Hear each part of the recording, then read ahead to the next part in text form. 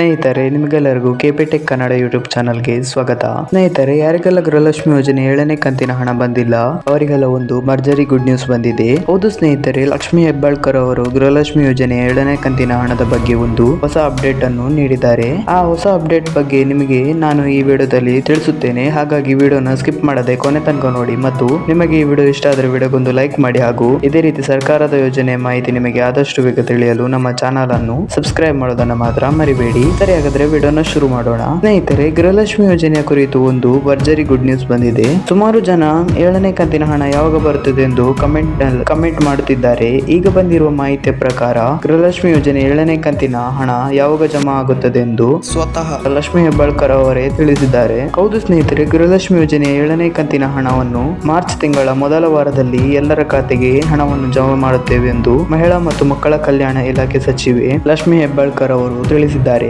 ಹಾಗಾಗಿ ಯಾರಿಗೆಲ್ಲ 7ನೇ ಕಂತಿನ ಹಣ ಜಮಾ ಆಗಿಲ್ಲ ಅವರಿಗೆಲ್ಲ ಮಾರ್ಚ್ ಮೊದಲ ವಾರದಲ್ಲಿ 7ನೇ ಕಂತಿನ ಹಣ ಜಮಾ ಮಾಡುತ್ತಾರೆ ಎಂದು ತಿಳಿದು ಬಂದಿದೆ. ಸ್ನೇಹಿತರೆ, ಇವತ್ತಿನ ವಿಡಿಯೋದಲ್ಲಿ ಇಷ್ಟೇ. ನಿಮಗೆ ಈ ವಿಡಿಯೋ ಇಷ್ಟ ಆದರೆ ವಿಡಿಯೋಗೊಂದು ಲೈಕ್ ಮಾಡಿ ಹಾಗೂ ಇದೇ ರೀತಿ ಸರ್ಕಾರದ ಯೋಜನೆ ಮಾಹಿತಿ ನಿಮಗೆ ಆದಷ್ಟು ಬೇಗ ತಿಳಿಯಲು ನಮ್ಮ ಚಾನಲ್ ಅನ್ನು ಸಬ್ಸ್ಕ್ರೈಬ್ ಮಾಡಿ. Thank you for watching this video.